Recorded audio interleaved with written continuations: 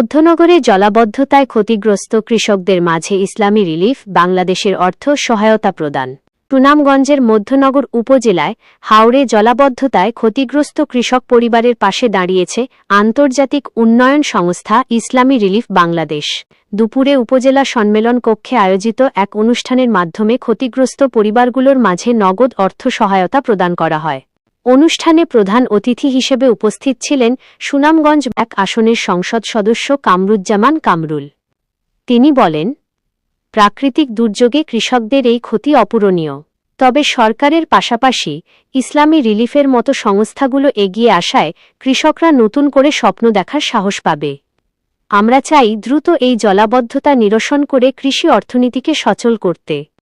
অনুষ্ঠানে বিশেষ অতিথি হিসেবে বক্তব্য রাখেন উপজেলা নির্বাহী officer UNO Madhyanagar, officer in charge OC Madhyanagar থানা। বক্তারা ক্ষতিগ্রস্তদের সহায়তায় স্বচ্ছতা নিশ্চিত করায় আয়োজকদের ধন্যবাদ জানান এবং আগামীতে কৃষি পুনর্বাসনে সমন্বিত উদ্যোগের ওপর গুরুত্বারোপ করেন।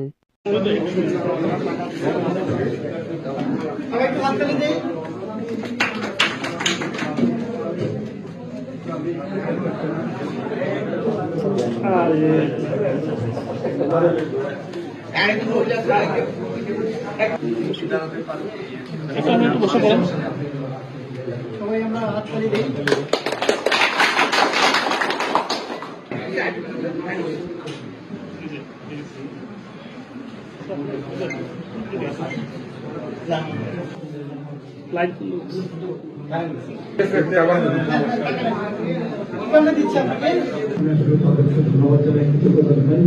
আমাদের যারা ক্ষতিগ্রস্ত হয়েছে আমার এই জেলার মধ্যে ১৬ ক্ষতি হয়েছে আমার মন্ত্রণালয়ের মানুষ সবচেয়ে অবহেলিত এবং ক্ষতিগ্রস্ত বেশি হয়েছে।